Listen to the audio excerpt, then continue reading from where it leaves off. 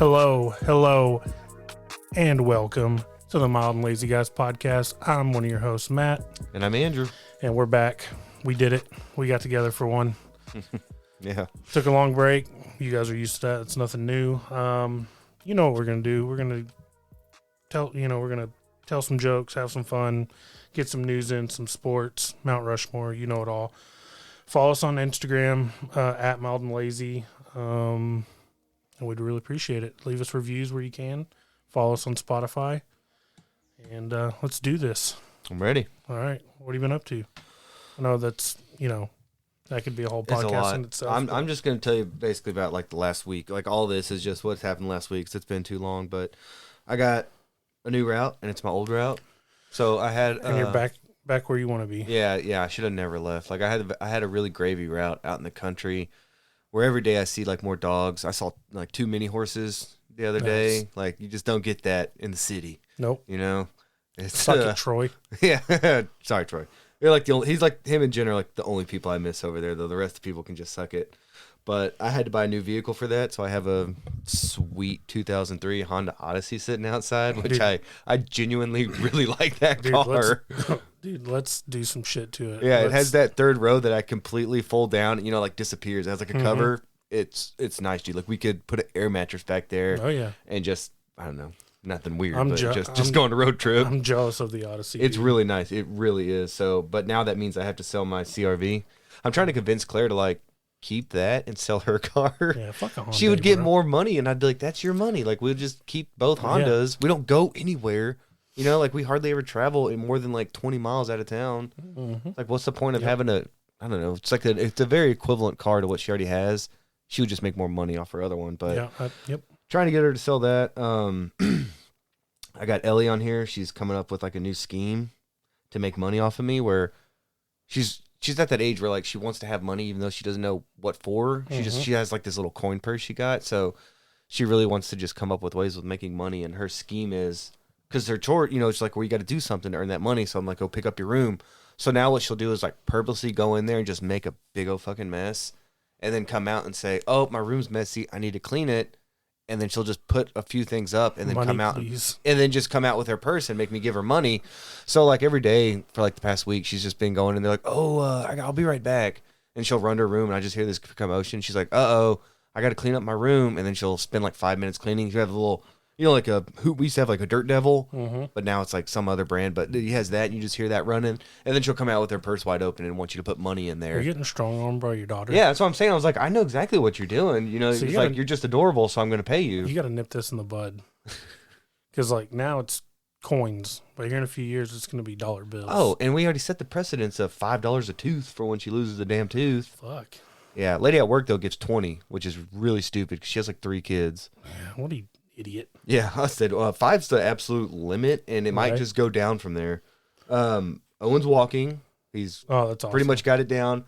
It's adorable, though, because I put on here he still walks like a drunk entering a Waffle House at 2 a.m. Yeah. So when he gets too much momentum going, he kind of like stumbles and bumbles and has to catch himself. And I don't know, it just reminds me of like a drunk idiot like walking somewhere. But he's also getting onto everything. He's got like a really good grip because he'll grab like a window, like the window frame right here, the ledge, and he'll pull himself up to look out the window. And he does the same thing with the stove or the oven, which is scary because he can grab on there and pull himself off. And if you catch him, or if you don't catch him, he falls all the way back. And he's just a dumb idiot. He doesn't know any better, so he's just gonna keep hurting himself, which sucks because you don't want them to hurt themselves. But it's like I can't always be there, so shit's just gonna happen. See, now you truly have 2 kids now because now they're both mobile. Yeah.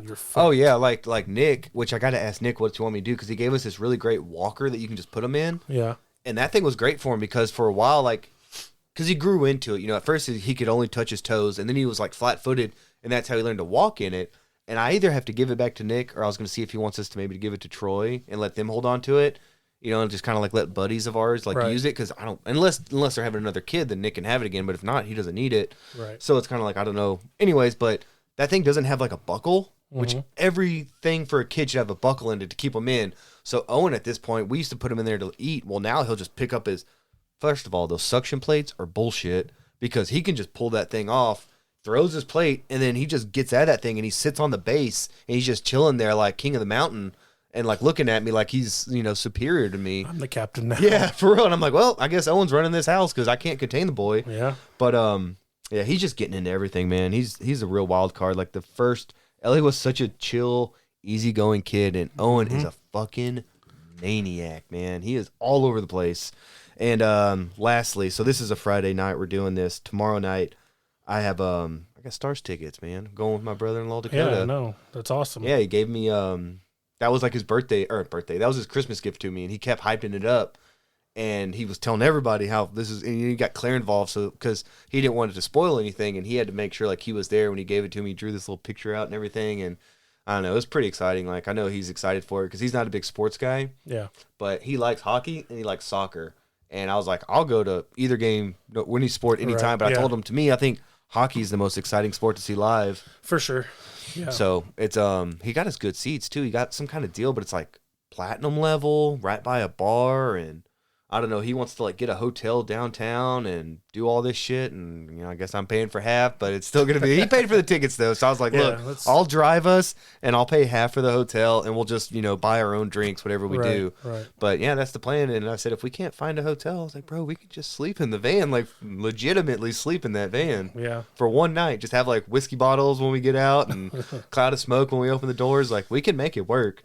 But I'm pretty excited about that. Fun. Yeah, it's going to be a good weekend. So I work tomorrow, and then I go back on Tuesday, and then I'm off Wednesday because my mother-in-law has another like major surgery. I got to be there for the kids because Claire's going to be there with her mom. So so a lot coming up, a lot of good and a little bit of bad, but it should work out. Yeah, it'll work out.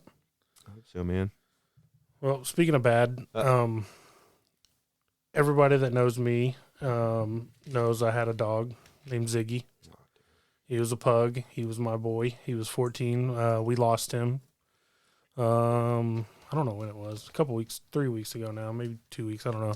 Yeah, it didn't seem like it was that long. Yeah. But yeah, he finally crossed the Rainbow Bridge, and he had 14 years. Good run. And it's good to remember that all dogs go to heaven. All dogs do go to heaven. So he's up there. And he's got a buddy because not 4 days later, we called her his sister, but they weren't related at all. But our other dog, Wednesday, who was 10, she passed away. Dude, that was such a shock because she seemed like, I mean, I get your other, like Ziggy was an older dog. Yeah, like 14, But then when you said Winnie, I was like, no, like what I thought like something happened. Like, no, I didn't realize it was like a broken fucking heart situation. Yeah, we asked the vet, and they were like, I mean, we can do an autopsy. We're like, no, but I mean, if this dog had lived with your other dog for all of her life, like all we can determine is it's got to be of a broken heart because that happens. So sad.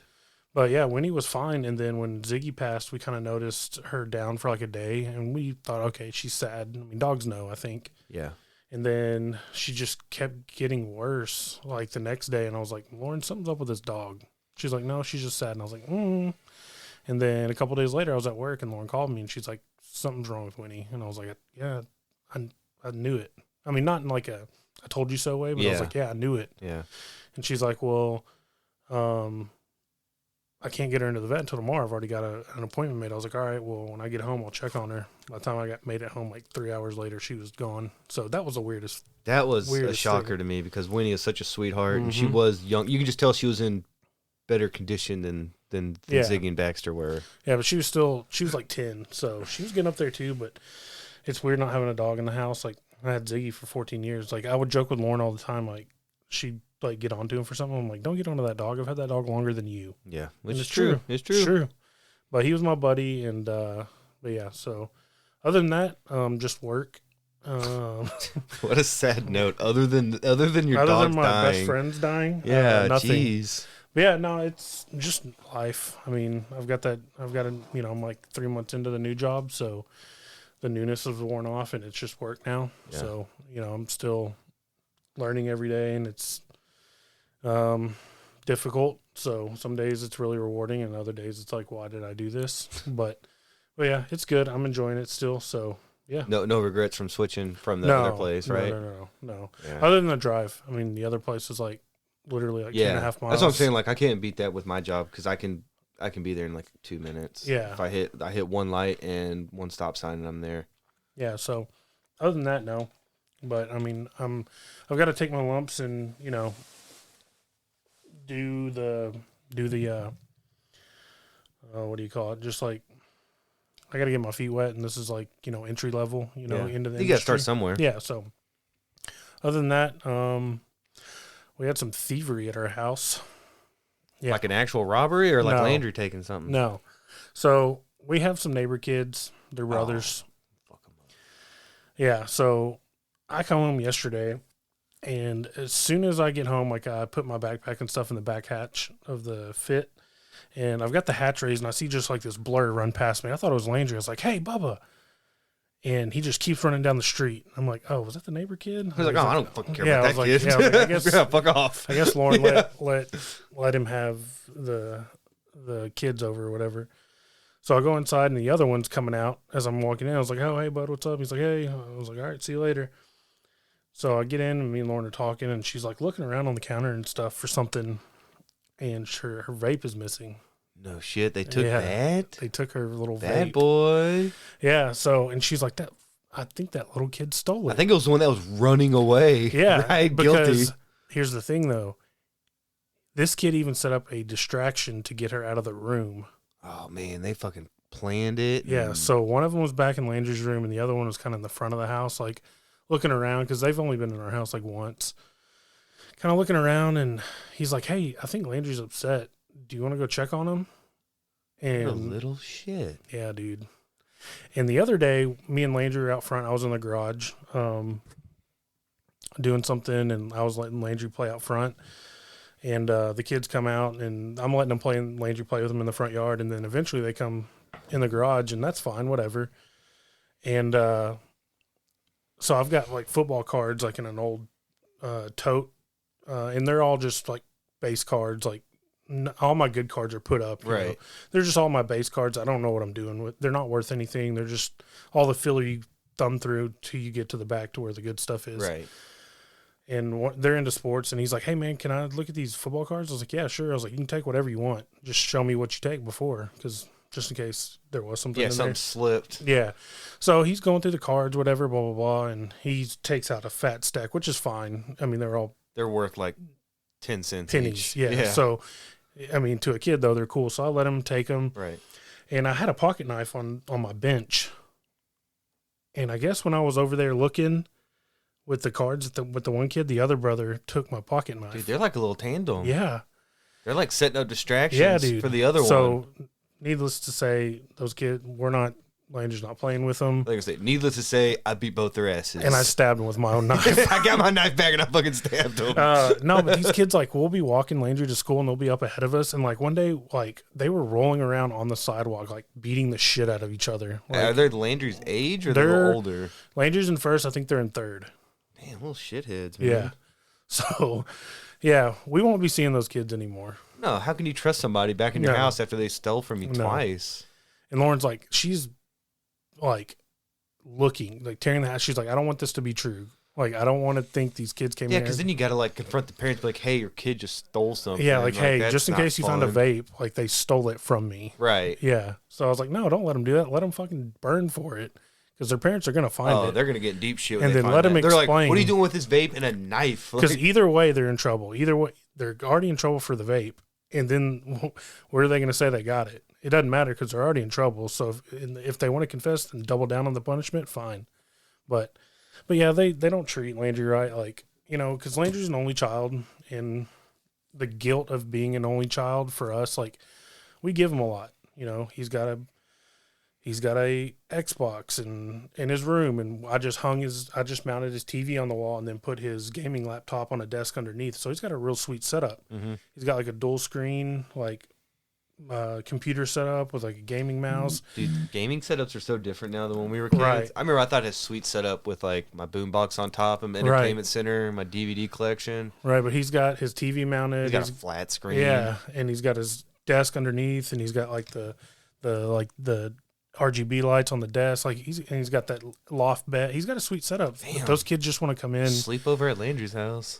Dude, I would if my fear of not collapsing that bed wasn't so great. I would sleep on what's that bed. under the bed? Is it open? It's open, so he's air got mattress, bro. Him on top, air mattress on the bottom. Yeah, dude. Yeah, that's what we did in Ellie's room. But those kids, they use them like because they don't say, "Hey, let's play Landry." He's like, "Landry, can I play Xbox?" So like I see that. Landry doesn't see that. So I don't like those kids to begin with. Yeah, they sound like little shitheads. They are shitheads.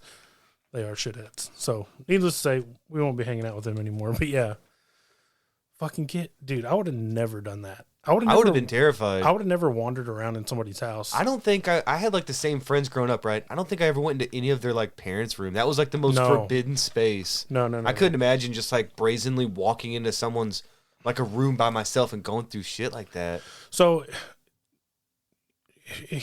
Lauren was in the kitchen cooking dinner. So Lauren was out there, and one of the brothers was back in the back with Landry in his room, and the other one was just kind of like, I guess he was putting on an act, but he was kind of like, just like, oh, is that y'all's family picture? Blah blah blah. Dude, blah these blah, kids are fucking schemers. And little Landry, and know this isn't the first time. No, if they know how to distract and create diversions. You know, on Facebook, there's like Waxahachie Talk and all these like Waxahachie. Put them on blast. Somebody did.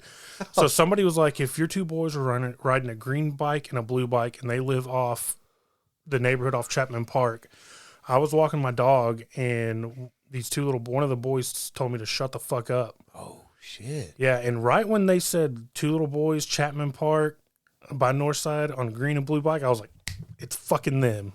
And then their mom saw it and was like, this is being handled.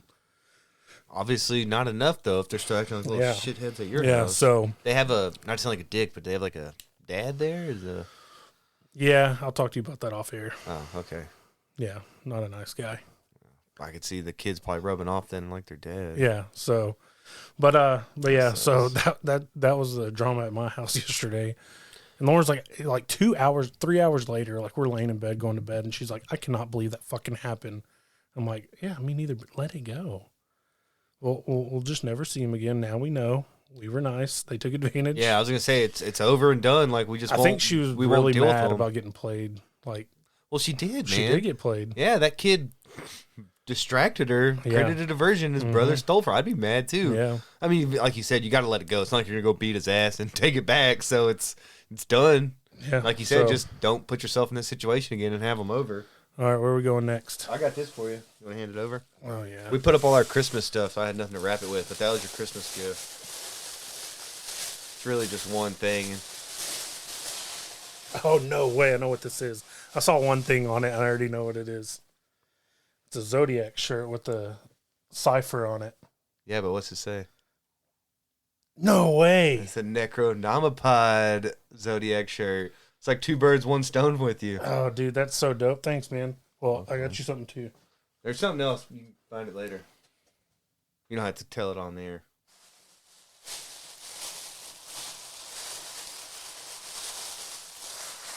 Yeah, so that's all in a plastic bag for you, bud, because, like I said, we put all our other stuff in storage. Should be a sticker and something else. Oh. I didn't find the sticker. Oh, I got like 20 more. Okay.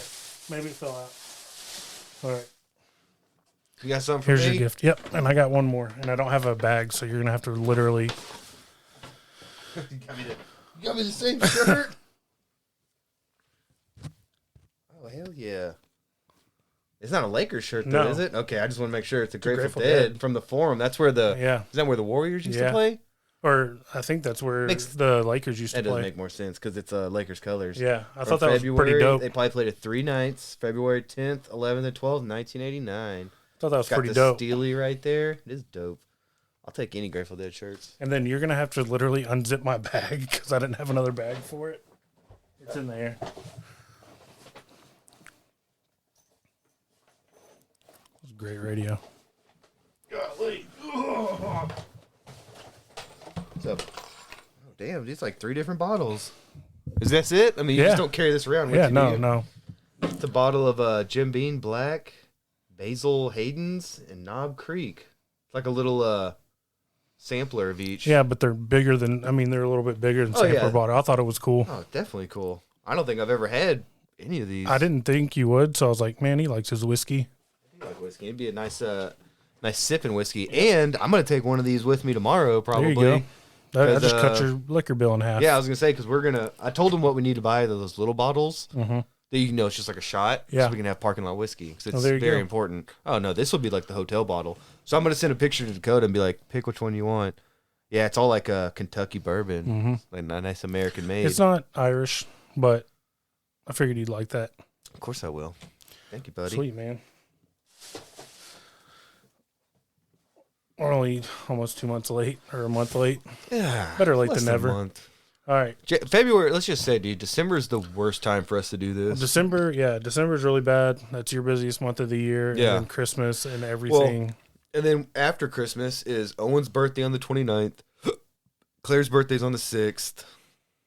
And then we have like an anniversary coming up. You know, it's just like, Yep, I spend so fucking much money from like mid-December till mid-February. I spend so much money on just gifts for people.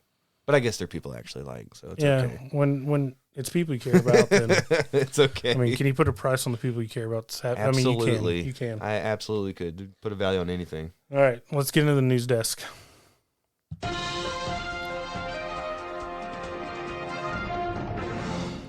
First story. This comes out of Ottawa, Canada. World's worst McDonald's. That was a quote. World's worst McDonald's closes after viral brawl with raccoon over 900 police calls. This is right up our alley, What dude. a fucking headline, man. Waffle House ain't got nothing on this fucking. All right. An infamous McDonald's restaurant is finally closing down after receiving well over 1,000 calls to police over criminal activity, including a viral brawl where a customer unleashed a pet raccoon. A McDonald's located in Canada's capital of Ottawa will be shutting its doors for good after years of criminal complaints and debauchery taking place at the fast food joint. The location, dubbed as many as the world's worst, has seen plenty of wild stories over the years, from sexual acts taking place in its washrooms, drug deals, and fights with patrons. That sounds like a Friday night at Applebee's. Yeah, that's an Applebee's. Yeah, I was gonna say, it's just amazing that this one specific McDonald's has this reputation. Like, I don't know, it's just like garnered so much bad whatever that people just like go to McDonald's just to do drugs and fuck hookers or something. Have you seen that meme where it's like taken in a Chili's bathroom? It was like, please don't do coke in our bathroom. We're not Applebee's.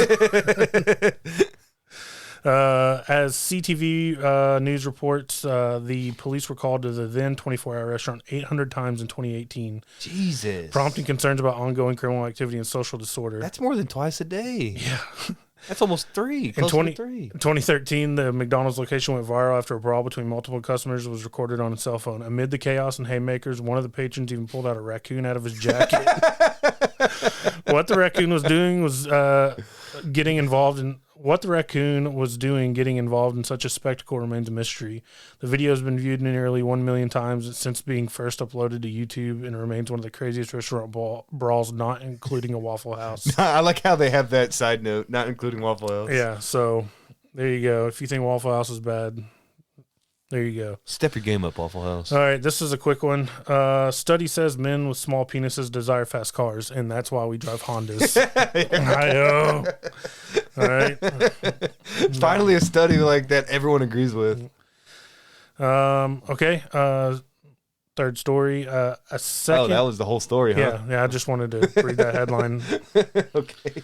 A second Colorado library is temporarily closed due to meth contamination. What? Yeah. So, for the second time in a month, the Colorado Library has closed its doors to clean up methamphetamine contamination. Wait, you said second time in a month Yeah. they've done this? Okay. Yeah.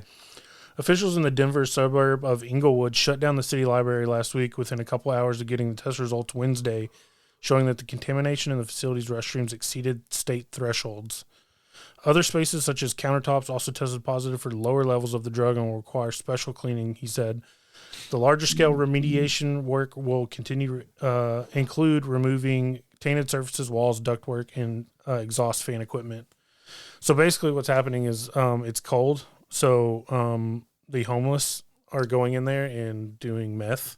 Okay, that makes in sense. the library. So yeah. And it's like kind of like a big deal in Colorado, apparently. What, meth? No, well, this problem. I was gonna say meth kind of everywhere. Well, yeah, no.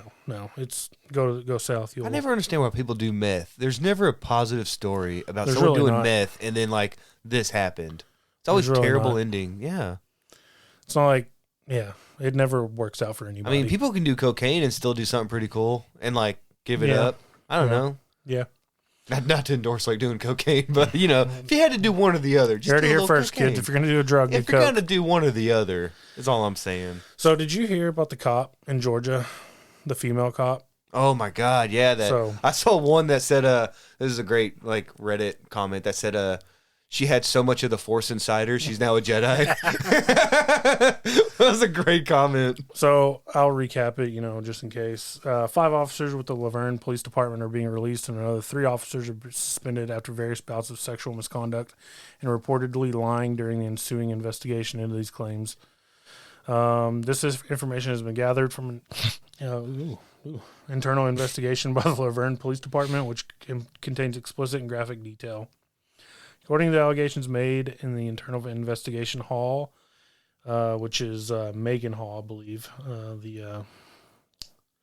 Would she be like the train conductor? Like, since she's like... That makes sense. I think she's a conductor. She's in control, right? It's her body. Yeah. Okay. Give her the title. Hall engaged in a sexual relationship with Everybody.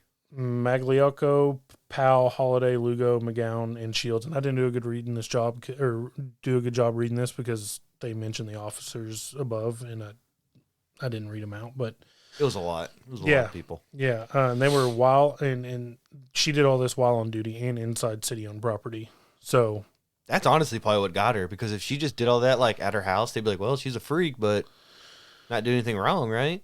Yeah. I think it's when you do it like on company time or in the uniform. Or, yeah. But, I don't know. Like, is what she did so bad? I mean, cops... It's a bad... I think it's because it's like an image problem. I mean, there's a lot of cops out there doing a lot worse shit. And that's true. She's just trying to fuck. Everybody. And that's all that her husband's going to stand by her, too. It's like, well, good for you, bud. You fucking cuck. Yeah, I was going to say, I think he just likes that, because you wouldn't watch like 8 guys fuck your wife and just be like, yeah, that's my girl. Yeah. Unless you're into that. Yeah. So off that, a strip club offered her a job in Tennessee. She got to cross the state line to go get a job. Yeah. Deja Vu Showgirls in Nashville knows Megan, 26, could use a bounce back opportunity, and announced this week that the club would like her to hire her to perform at its 34th anniversary party. Have you seen her? Yeah, she's not pretty. Yeah, you're going to have to... She's like so white. She looks like a ghost. The makeup lady's going to have a lot of work to do. Yeah. A lot of work. That's another thing. People are like, yeah, this is what proves that guys really don't care. Like, if you're giving it up, like, guys will just basically do it. Like I don't want to sound mean, but she was not pretty. She just kind of... The pictures I saw, maybe it was just like the lighting, but she looked like a fucking ghost. No. She was so white. She looked like an 11-year-old boy. Just not my style, obviously. Yeah, I'm not into pasty 11-year-old boys, so it's a no for me. She is not attractive, but she got like half the fucking force on her. Yeah, good for her. Must be good. I was gonna say, she might have other qualities. I don't know. Yeah, her mouth. Yeah, something. Yeah. Moving on. Yeah, what a great topic to. All right. Moving on to Mount Rushmore. Mount Rushmore. Very, very wholesome Mount Rushmore too.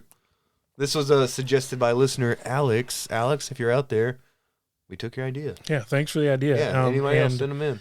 This is the Mount Rushmore of sitcom TV dads. And we did allow for animated or obviously which live I found action, out real about life. 10 minutes ago. Well, so I did add one who actually I might actually have to bump. You know what? You can have 5. You can have 5. No, there's not 5 people on Mount Rushmore. Well, there could be. Yeah, if they did a whole construction project and blew up all that granite. Well, we're good at wasting money, so why not? All right. I'm going to switch out this one. Okay. It was an easy fix for me. So we'll alternate. So my first one, Carl Winslow, God Family damn it, Matters. that was my first one. All right. What's your first one? It was Carl Winslow. I put Chicago PD, good father dad. of 3, and he put up with Urkel. That's right. Man's a fucking saint. He's a great And I dad. also put on here, too, this is like just to start off, that we are a TGIF generation, and I feel like this really reflected our list. Oh, yeah, for sure. Like, I grew up, thank God it's Friday, watching all the shows. And really, if you think about it, it kind of like molded us to the dads we are. Because, you're a good dad. I like to think I'm a good dad. Yeah. like, and my dad was a good dad, but my dad had more of a temper with me, and would known to like, not like physically hurt me, but put hands if he had to on me. He wasn't afraid. Yeah, and I was like, I just don't see me like physically like doing that to my kid. It's a generational thing, and I feel like these shows really kind of like showed us how to be like a more loving dad. Which I'm not going to try to shit on my dad. I love my dad; he's the best. But yeah, my dad could lose his temper really quick and just take that belt off in like one motion, and it was game on. And you heard I can still hear sounds of belts coming out of belt loops. My dad used to get it, double it over, and then snap it, pop it, just to intimidate me. It's like psychological warfare. He would like walk in the door and just be popping it, and I'd just be like, "Fuck no!" Start clenching my cheeks already. Yep. All right, you go. Okay. Because I'm sure you're gonna steal one or two of mine. Well, man, I really felt good about Carl Winslow. All right, I'm gonna bump down. So I'm gonna move this one up. Is Hank Hill from King of the Hill. That's a good one. I can watch that show any day of the week, and truly, I went through a good binge after Owen was born, and the way he raised Bobby and like treated him, I really feel like that's like the dad we should all aspire to be. Like, he only wanted what's best for his family. He went to work every day, hung out with his neighborhood friends, never got into real shit unless it was just like neighborhood shenanigans. And Bobby was not an easy boy to raise. Oh, not at all. And Bobby could be the worst sometimes, in the best way. But. Yeah, and like, he didn't turn out like Hank wanted, obviously. Hank wanted a football player, stud, quarterback. But he loved him no matter what. Yeah. And the man knows how to cook a steak. Yeah. With propane gas. That's right. Medium rare. Every time. Firm with a little give. All right. You know they're doing a reboot, too. Are they really? With Bobby being like Hank. It's like, I guess, current time, so Bobby's probably like our age. I hope it's better than the last reboot I tried to watch. What was that? I'll get to it in my TV. Okay. All right. My second one is Philip Banks, Fresh Prince of Bel-Air. Yep. Honorable mention. Uncle Phil, man. Uncle Phil. Yeah, that's really his Uncle Phil. But Uncle he was Phil. The father. He was the father figure. Yeah. I mean, he was stern when he had to.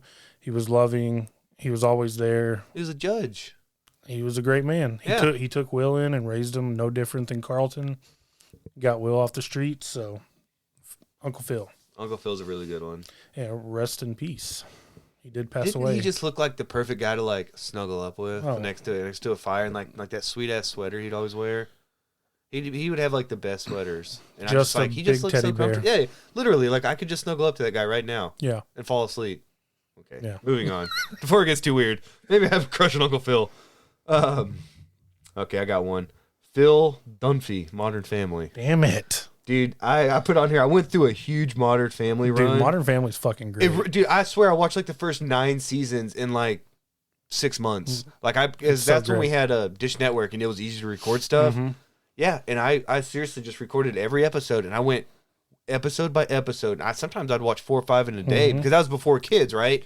So when it's just you and your wife at the time, and Claire's always been like, I'm going to go to sleep at like 9 o'clock. Okay, well, I got 3 hours to kill because I can't go to sleep until closer to midnight most nights. I'm just laying around watching something or reading. Yep. So I just went through a huge run of that, and as I put on here, I like to think that's who I model myself after, like the cool dad, comic relief, like funny easygoing. And dude, his wife's name was Claire, and she was fucking hot. I had a crush on his wife, like more. I was gonna say more than Sofia Vergara, but she is really nice. But I don't know, dude. I really had a crush on Claire. If I was enough of a stud, like, hey, you get to pick. I'm gonna take Claire. Dude, she was in Happy Gilmore. That was her, wasn't it? Yeah, she was smoke and show. She looks like she aged perfectly. She did. That was like 20-something years ago. That's what stress-free living and money does for you. Yeah, I'm sure she had like all the treatment and never had a care in the world. But yeah, she looks fantastic. All right, so my third one, Red Foreman. God damn it, that's my last one. That 70s show. Fuck. I mean, who wouldn't? Red, probably like your dad. Yeah. You know, stern. Same generation. Manly man, would put a foot in your ass. That's what he would always say. Yeah. Put a foot in your ass. You know, Red Foreman, man. Well, I put on here, in my opinion, he was the perfect cast for that show. Oh, yeah. Because he's been in a lot of other stuff before and since, but he will always be Red Foreman. Oh, yeah. And I also put that I'm pretty sure I watched every episode of that with my dad, because that was our dad's generation, was 70s. So my dad really liked that show, and my dad was not the kind of guy to like either watch TV or watch movies, but that was the one thing we'd always watch together. That's cool. So that made it even better. Yeah. So and they have a new. Is that the review you're talking about? Shit. Yeah. Okay. Well, that was damn man. You had 2 of mine. All right. I'm on honorable mentions. All right. You want me to go and just? I think I only had 2, so I'll just do mine real quick. One I had to bump down to move up Hank Hill, and that was Dan Connor from Roseanne. That was Lauren's main dude. I put on there that was a show I watched with my mom growing up, and it actually reminded me of my dad. But I don't know. He was a good guy. It was like the everyday man. You know, he went to work, he came home, he cracked a beer and ate dinner at the table, and I was like, man, that's kind of like what I do now. So I don't know. It's just more relatable. That was just like a blue collar kind of family. Yeah. So that was kind of like my family growing up and now. So like I said, relatable. And last one, just because it was kind of iconic, is Danny Tanner from Full House. Okay. It's hard not to include a list. Oh man, last one. Tim the Toolman Taylor. All right, you're stealing all okay, I'm done. So Phil Dunphy was my last Mount Rushmore, and then I had Homer Simpson, Al Bundy, Danny Tanner, and Tim Taylor. So Tim the Toolman. Tim the Toolman. Got to say the whole name. Yeah. So that was So I figured we'd have quite a few of the same ones. That's like half the list was about the same. Yeah. Well, what can I say? We're both 2 fantastic dads with great taste. So that's right. That's what happens. All right. Do you have a hill to die on? I do. So this one obviously comes back from months ago. But that is Christmas decorations before Thanksgiving should be outlawed. I agree with I am the guy that says December 1st minimum. Claire wants to put everything out before Thanksgiving, and I really put my foot down, right? But I was like, you can't just jump a holiday for your preference of your favorite holiday. So it was like the 2 days after Thanksgiving, we put stuff out, and then the first week of December we put the tree out. But I was like, yeah, I'm not putting stuff out.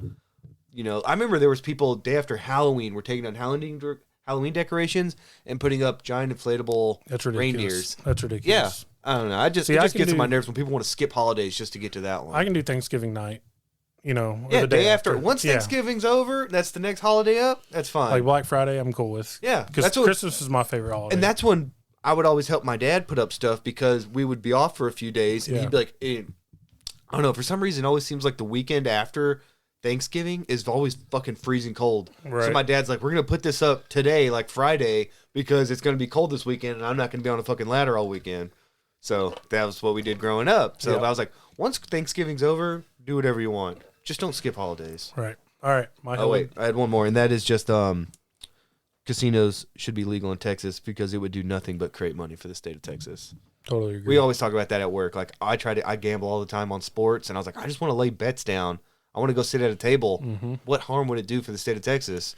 Imagine watching Sunday all-day football on a sports book, just drinking beer.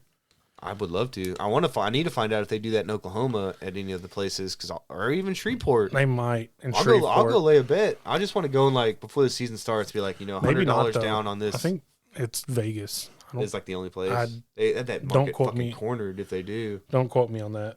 But I don't know. Remember they proposed that probably a couple years ago. Yeah. The 4 in Texas. Yep. What harm would it bring other than people thinking that it breeds, like, I don't know. It's like when alcohol sales. Oh, we're going to have all these bad people around. Well, they're already there. Yeah. And what they said is every year Texans go to other states and spend billions of dollars. Yeah. And just give money to other states. If we just kept it here, I don't know. It just always infuriated me because it's more like a morality thing. Like, oh, I don't want people spending money and, forming habits. It's like, well, it doesn't fucking affect you. What do you matter if I become a degenerate and I ruin my family? Yeah. I might hit it big. Yeah. Who knows? Then you won't ever have to deal with me. Yeah, and then I'll fucking move. Yeah. So my hill to die on, and it's probably going to be controversial. I know it is because I brought it up to other people. Oh, man. Unfrosted Pop-Tarts are way better than frosted Pop-Tarts. Child, please. No. You know who agreed with you is my little sister. That little psycho has always bought unfrosted, and she swears by them. They're the best. And, I used to think, I thought maybe for a second, like, because I'm getting older and I don't like stuff as sweet now. Like, I can't do, like, regular sweet tea at, like, Chick-fil-A or... Ooh, I got Cane's the other day, and I had their tea. That was good. I got to have half and half. or like I don't like really sweet like candies or anything. I can only do it on a rare occurrence, and it seems like when I go to a chicken place, right? That's where you get the chicken and tea. I get like Chicken Express. We had that the other, I don't know, like a week or two ago, and I got sweet tea because they just go together. Chicken Express, in my opinion, is pretty good. I know a lot of people hate on it. I go to the one down at the other end of town, Close toward to Red Oak. Yeah, that one's just the quality is really better. This one misses all the time. I don't know. I'm basic though, man. I just get like spicy chicken tenders. Yeah, I get tenders. You an okra fan? Oh yeah, I fucking love. I like the corn nuggets. That's too. what Claire gets, and I'm an okra boy. I'm a biscuit boy, and she's a roll girl. I like rolls. See, yeah. So we differ on all of that, but we both get spicy chicken, and I don't know, man. I fucking like it. And they got that. I think it's called Serendipity. Yeah, it's good. I heard they took that away though. Not at me.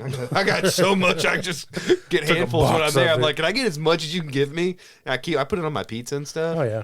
But it's so much better than like Cane's or I don't know. Cane to me is just bland as fuck now. I like Cane's. I can't get down on Cane's. We went because it was something with Elizabeth's school. You know, they do all these weird stuff. It's like, oh, when you go there, mention the school, and they get 10% of the proceeds. I guess I just told some guys like, hey, I'm here from Marvin, and he goes, okay.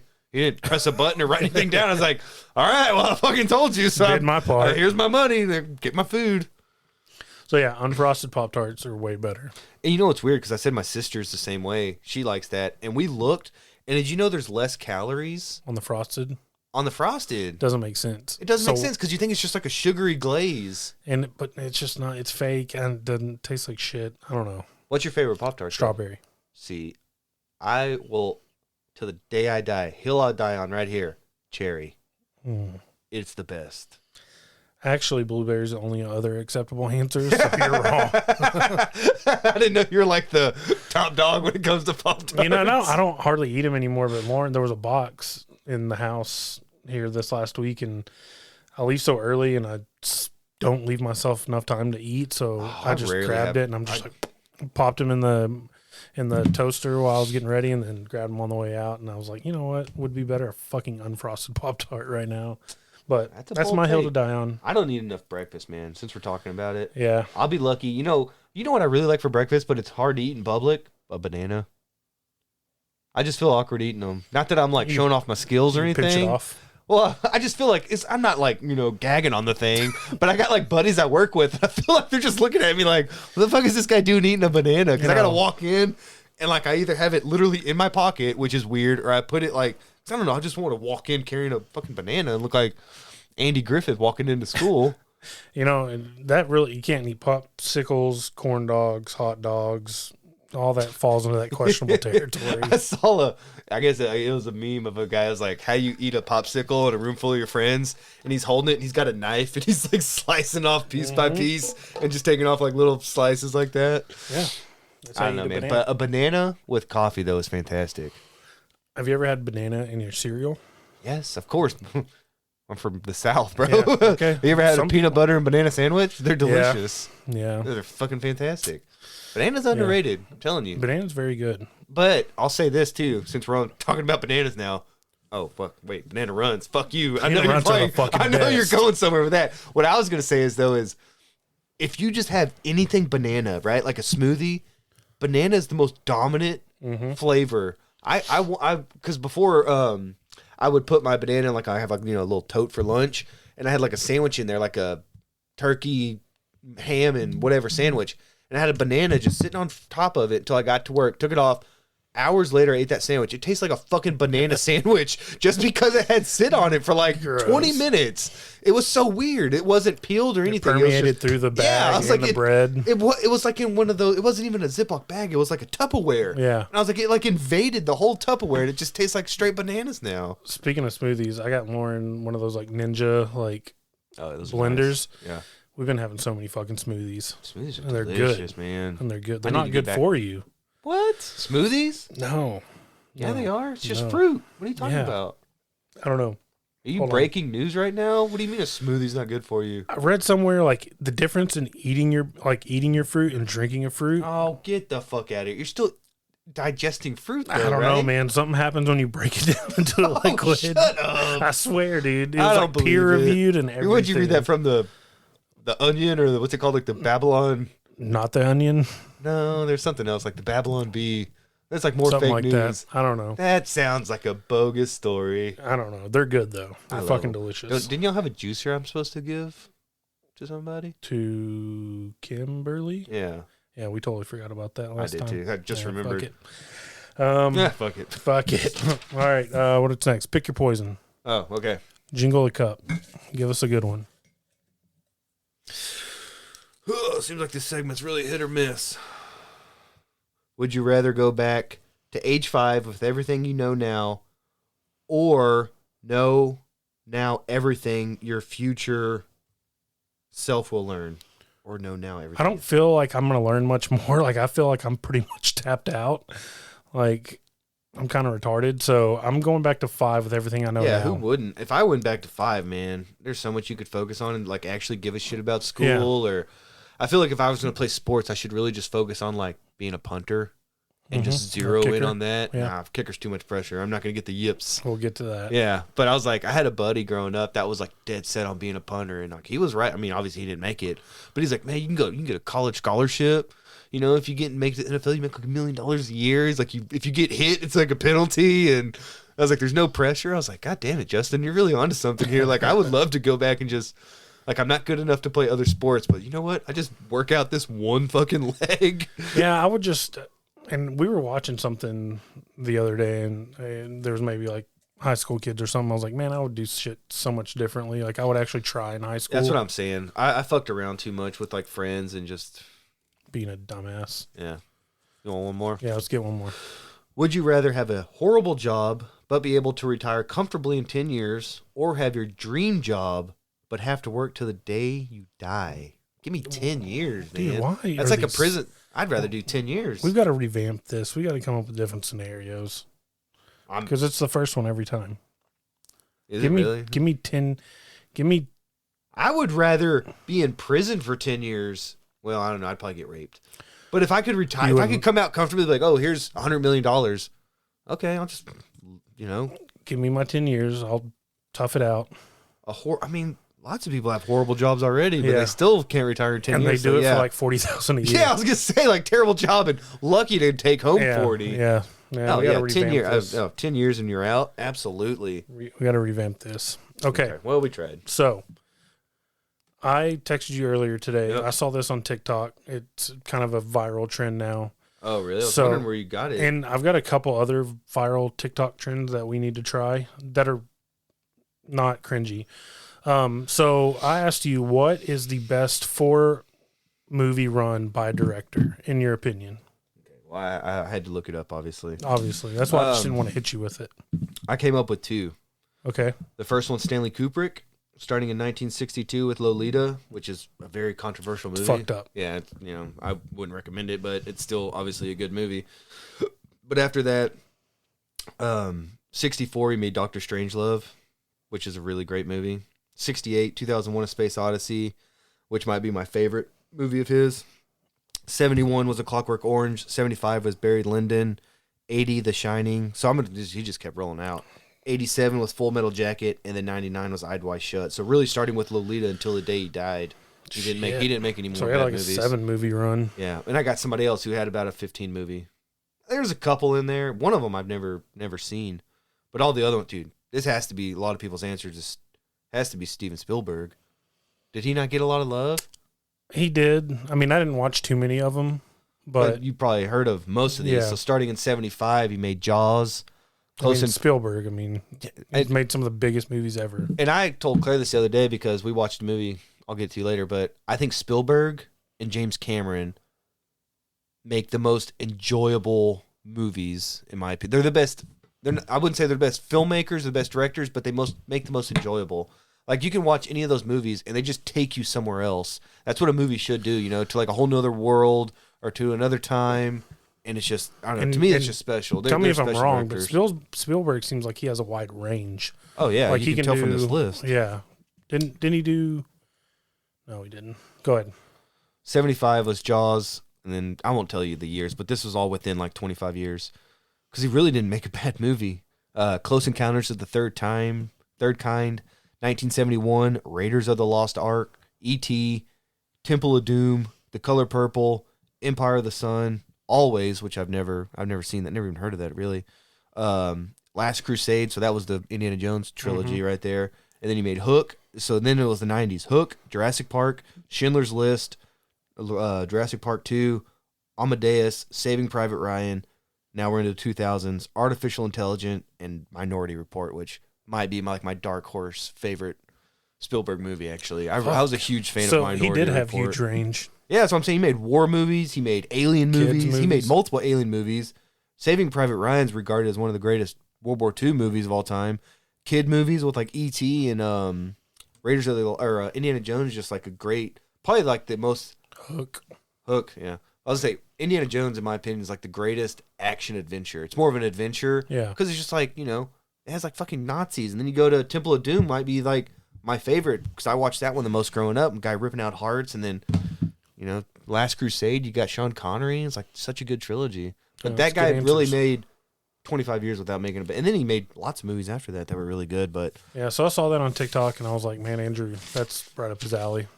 So some of the other ones, it's like, it gives you a list of like 32 quarterbacks, and you have to pick one from each team randomly as they pop up, and you have to get like 1 million passing yards total. Or I forget what the number, maybe 500,000. It may be 1 million for the passing yards. And it's how many quarterbacks? 32. So it's like there's like a little randomizer with like all the teams, and one will pop up. It'll be like the Bears, and so you would put Jim McMahon.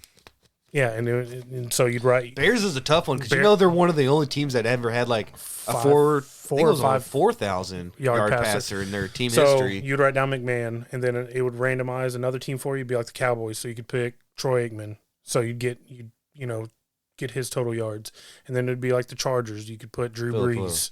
Phillip Rivers. Or Phillip Rivers, but if you get the same team twice, as long as he played for that team, you can count it. So even though I would get Drew Brees' entire career numbers for the Chargers. Oh yeah. Then Phillip Rivers. As long as they played for that team, you could use them for the team that was picked for that period of time. No, for his entire career. So like Brett Favre, if you got the Falcons, you pick Brett Favre and have his whole. They count his. Oh well, yeah. Then I would say Drew Brees for the Chargers. Yeah. So and they do it for running backs. It's like I think it was maybe 100,000 yards. You get like 12 running backs.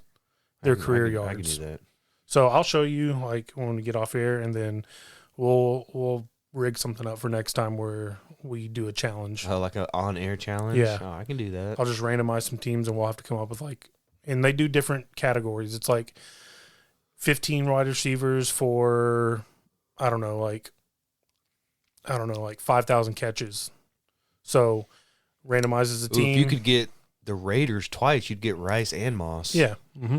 See, that's how it works. That'd be a good one. So they set the total number pretty high, but it's attainable based on the position, how many slots they give you, and, of course, the luck of the teams that you draw. I don't know if I did a good job explaining that, but I'll show you. I've seen the randomizer you're talking about. So once a team pops up, you pick that player and then accumulate. Yeah. So I think the quarterbacks was like 1 million passing yards for 32 slots. So that'd be tough, though. I saw one dude did it. He got like the Bears 4 times. I think he was down to picking like Rex Grossman. I was gonna say the Bears literally would be the worst team for a quarterback. Yeah. So Jay Cutler. That'd be a decent one. Yeah, and another guy ended up having to pick Justin Fields. Because he got the Bears like 4 times. So it's like they're just trying to mess with you and giving you the Bears. Yeah, and they wouldn't give you like the Patriots, so you can pick Tom Brady. But yeah, so we'll have to do something like that. But yeah, I thought that little TikTok trend was right up your alley. Yeah. I just came home and I was taking a shit. Thought about you. So thanks, man. I looked up and I really only looked up like 3 directors, and I was like, knew I kind of because I looked up James Cameron. I'm a huge James Cameron fan, but The Abyss was in there, like right in the middle, and I mean it was a good movie, but I'm not the biggest fan of The Abyss. And Scorsese's made he kind of not like made duds, but just I don't know, not enough to be like straight bangers. Yeah. So Quentin Tarantino could obviously be on the list too. But yeah, cool. All right. Always down to talk about movies. All right. So let's move on to sports. We got a big NFL playoff weekend this weekend. Yep. So let's talk about the other matchups, and then we'll save Cowboys for last in their matchup. So Saturday, I think we have. You want me to give the times? Yeah, since you haven't wrote them down. It's Saturday is the 3:30 game is Jacksonville at Kansas City. Okay. Kansas City's favored by 9.5. That's fair. Yeah, fair. And with my score, I'll just say they cover that spread according to my prediction. Yeah, I tried to make a bet with my friend for Jacksonville plus 9.5, which is the point spread. He's such a fucking idiot. I'm sorry. I don't mean that, but he is. But he'll always be like, "Oh, I'm taking the overdog, and you don't get any points." It's like, why the fuck would I ever pick the underdog? That's the point of picking underdogs is I get points. But he's like, no, that's not fair. That's not how that works, bud. Yeah, he gets so because he's lost a few bets to me, but I've lost some to him too. But he's like, you always take the underdog and you always get points. But I'm like, bro, I go on the website and I show you what Vegas says the point. I'm not just making this spread up. I was like, this is what the point spread is. And I was like, that's the point. That's the incentive to taking underdogs. Mm-hmm. Because if not, then everyone would bet the favorite. Yeah. I was like, that's the point is I get points to bet the underdog. Yeah. It's because I tried to get them with the Bengals. I'll just say I feel confident Cincinnati's going to beat Buffalo. And the point spread's 5.5. And I just texted him. I was like, Cincinnati plus 5.5. And he just said no. I said, okay, Cincinnati plus 3.5. And he said no. And I just texted back, asshole. I said, okay, Cincinnati straight up. And he goes, bet. Oh like, you fucking dick. Okay, I guess we'll bet straight up. All right, so Kansas City's defense isn't great. Yeah. I could see if Trevor Lawrence plays the entire game like he played the second half, maybe them having a shot. But I just think Patty Mahomes is going to be too much. And then Trevor Lawrence dumped just a shitload of fire or gasoline on the fire by saying that he doesn't think that it would be too much louder in KC than their home stadium. Oh, what an idiot. Kansas City's like known for getting rowdy. I saw this clip and it was like back in the 80s, late 80s, maybe early 90s when Elway was there, but it was a playoff game and they actually announced for the crowd to calm down, to quiet down, or they were going to assess a penalty to Kansas City. Can they do that? Don't know. It was that raucous. It was that rowdy. Wow. I believe it too. They're one of like probably the top 3 or 4. Well, it's the loudest stadium. It was like some crazy number, like 130 decibels or some shit. I thought Seattle maybe. No, it's Kansas City. Well, good for them. Then yeah. And let's be honest, man, Jacksonville's not the most rabid fan base. They're probably like ranked in the bottom They're like going 5. They're going to London. Yeah, I could see that. Like that owner Khan. Well, yeah, but it's spelled different. He's like, I don't even know what nationality he is, but I don't know. He looks like a Bollywood like movie star mogul. Yeah, which isn't a bad thing. Actually talked he's got his own style. I watched another video on how they're kind of trying to test the waters and set up a whole European division with 4 teams. Yeah. Well, to piggyback that, I heard that all the games there's going to be like Hotspurs, or is it just Hotspur?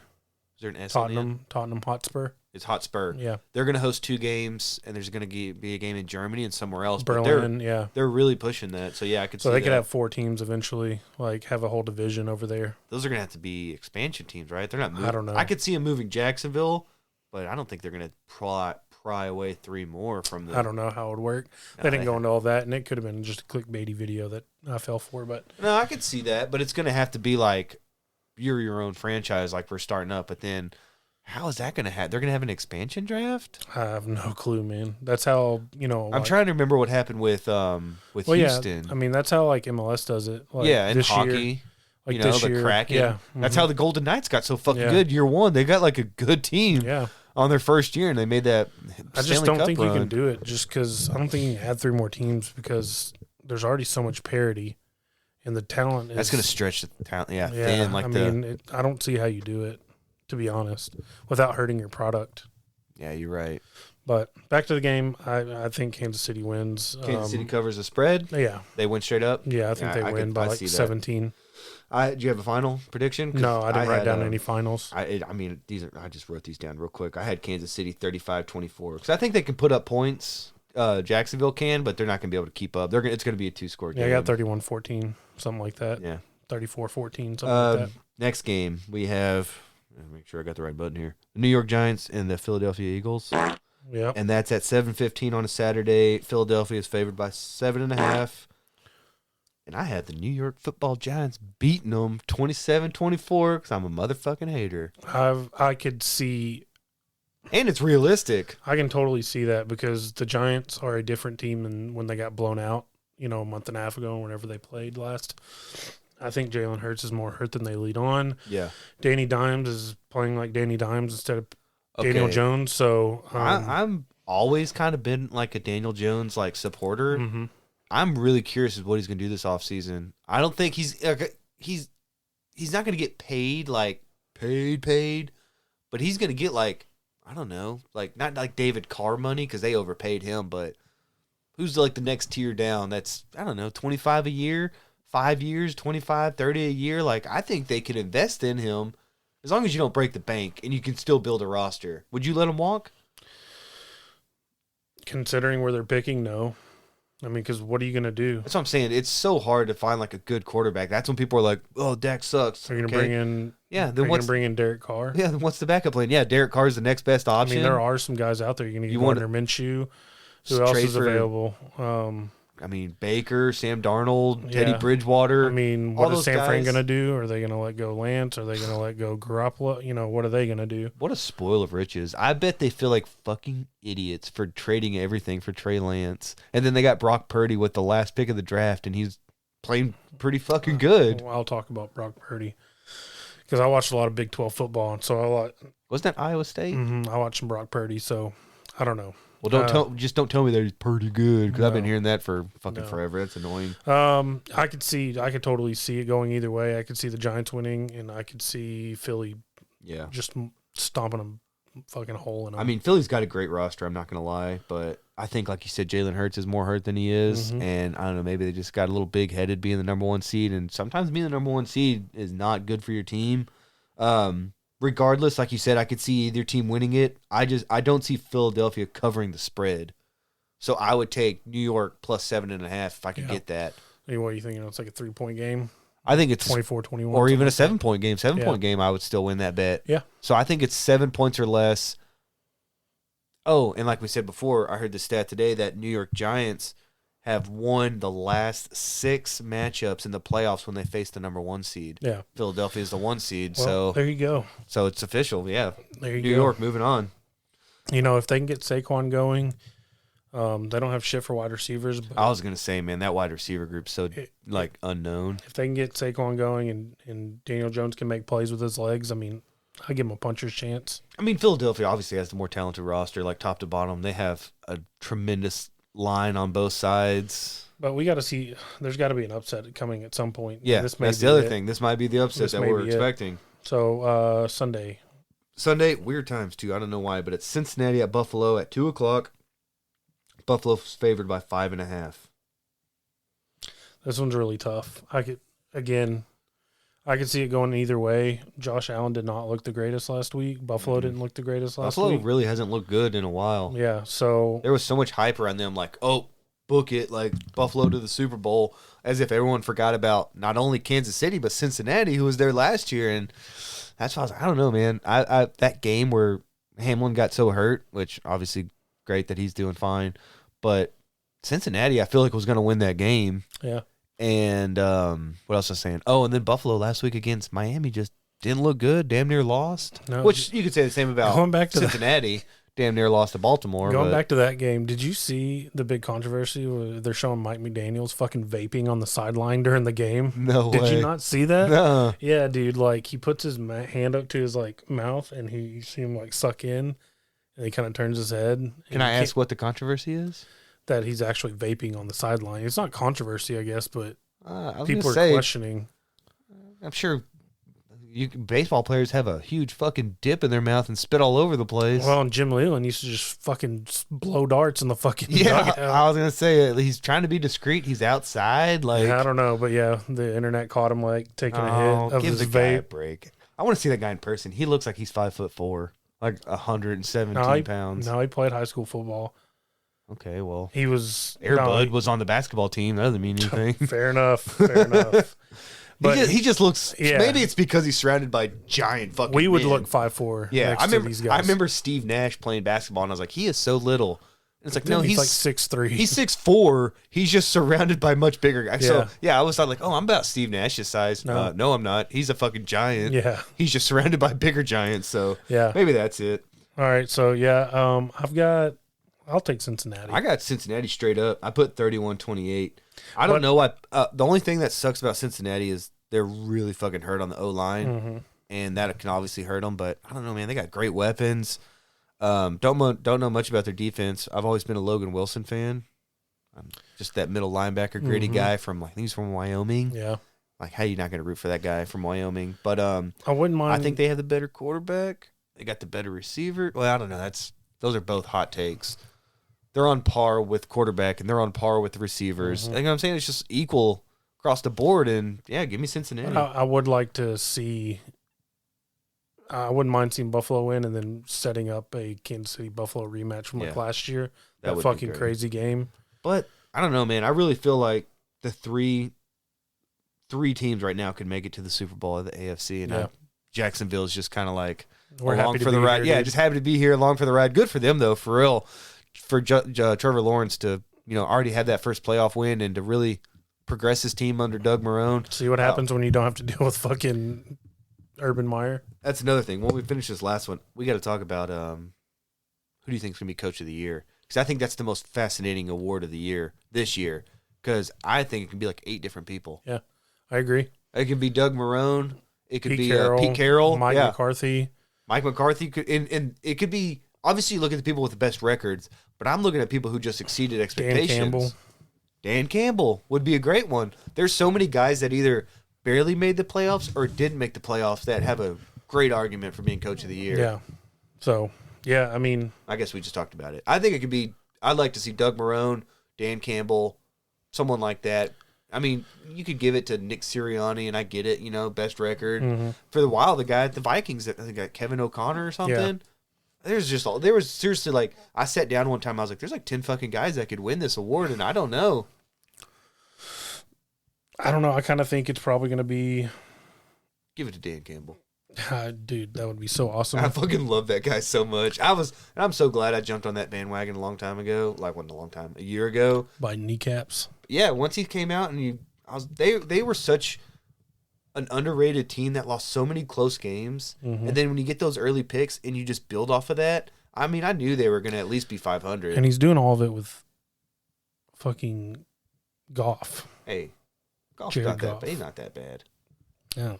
What would you rather have? Jared Goff and 2 number ones for the next 2 years? Yeah, I definitely would. You'd make that trade all day. Yeah. And I get why the Rams did it. They won a Super Bowl. They can justify it, but the Rams are so fucked now. Oh, they're They're done. like cash strapped.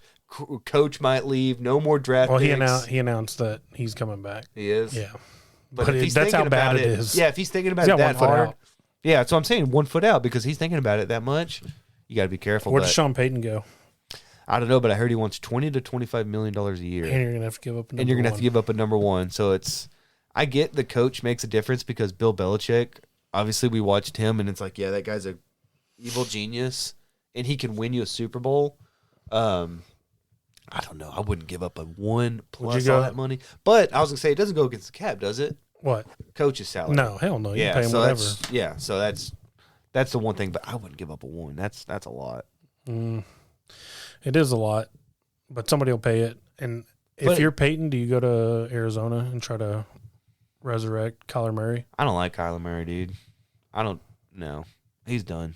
I know you've been on the hype train. I was for a while too, but he just plays too much Call of Duty, and he's not the kind of guy I want to put all my eggs in that basket. Yeah. I just don't see it working out for Kyler. He showed flashes of being great. I don't know. There's just all these rumors too about him not giving a shit and not putting in the work. That's the worst part, because like when you're that talented, and you gotta wonder where it stems from. Like, guys like him, they've been told they were the greatest. Yeah, it's entitlement in a 12. sense. Yeah, he's been the best. And he's never probably had to work hard. But now you're at this level. I mean, it's not going to be. This isn't college. And they wouldn't put in that clause unless there was some truth to that about his studying. And I know they made a big fuss about it and they took it away. But I was like, they did that for a reason. And then weren't you saying like, oh, new Call of Duty drop? Like Kyler's going to be shit like this somebody week. went back and was like, when it's double XP weekend, like on the weekends that like the new Call of Duty drops, because it drops like in around late my birthday. October. Yeah, it was right around my birthday, November. late October, early November. Every time. They've got like 2 years of data like showing that month. He just sucks.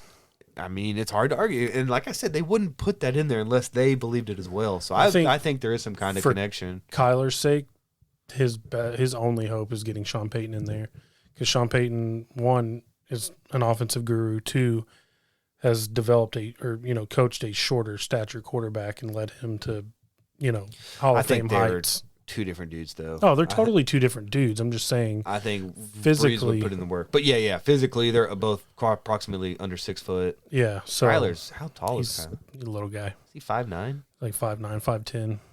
Okay. I would bet. If I can put 5'10", I feel a little bit better. But if you can take his skill set and put him on a 6'3" guy, then it's like, fuck yeah, I'll give him every opportunity I could. Yeah. But so I just remember that picture of him running into the end zone. He's like 12 inches tall. Yeah. He's got the ball out.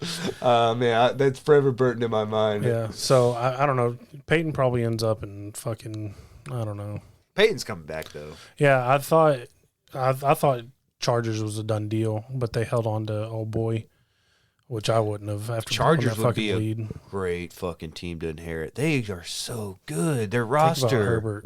Herbert. I mean, they got good Eckler, who led the league in touchdowns again. I love their defense. Yep. It's like, we talked about this in group chat. It's like, how are the Chargers so good and they can never do anything? At least the Cowboys will win a playoff game every 3 years. Everybody on, like, there was a bunch of TikToks, like, how the Chargers charged.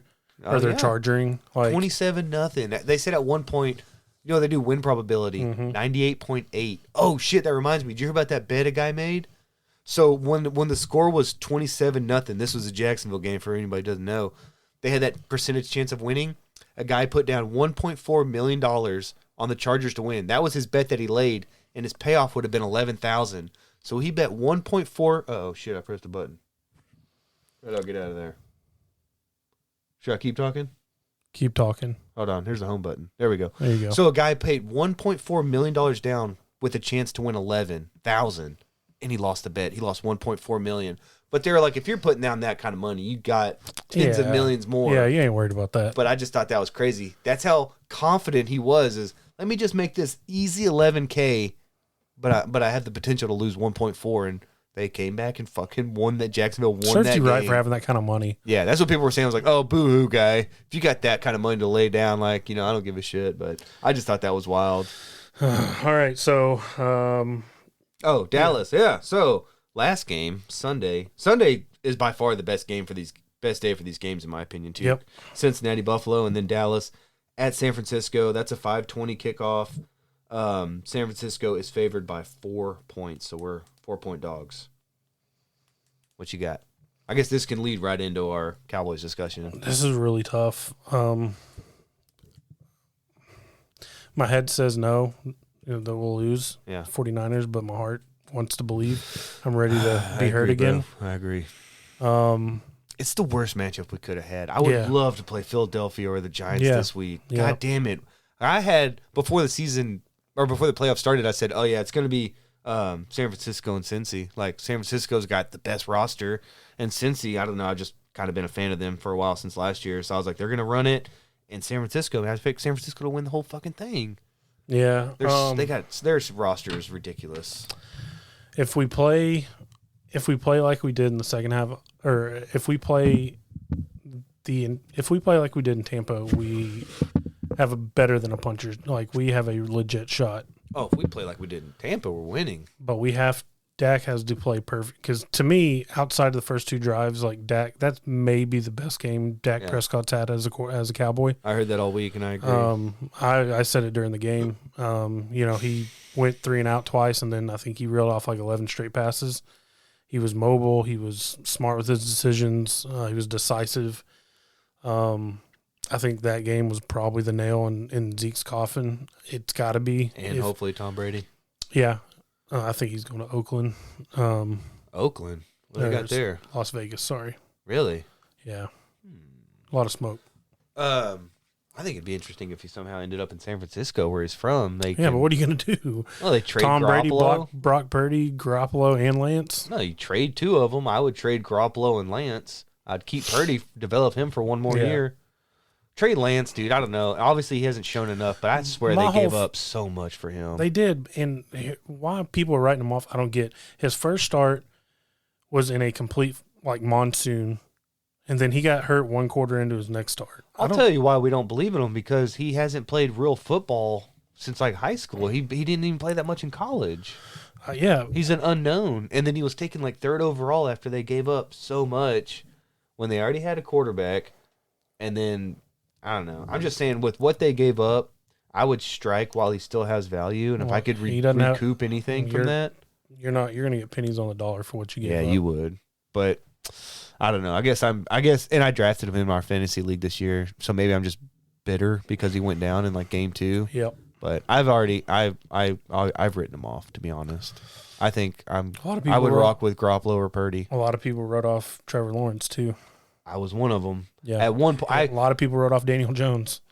Oh, I never Look how did. he's playing. I've always honestly loved Danny Dimes. always been a Danny Dimes fan, dude. It's weird. He's a quarterback from Duke. That doesn't happen. But as he came out, I was like, you know what? This guy's gonna be decent. If Eli Manning could win 2 Super Bowls, I'm not saying he's gonna do that, but I was like, he's gonna have a 10-year career. Yeah. And he's gonna start most of it, and then he can be a backup for the tail end. I was like, he's top 15. And when you have a top 15 quarterback with the most important position, you just can't let those guys go. Yeah.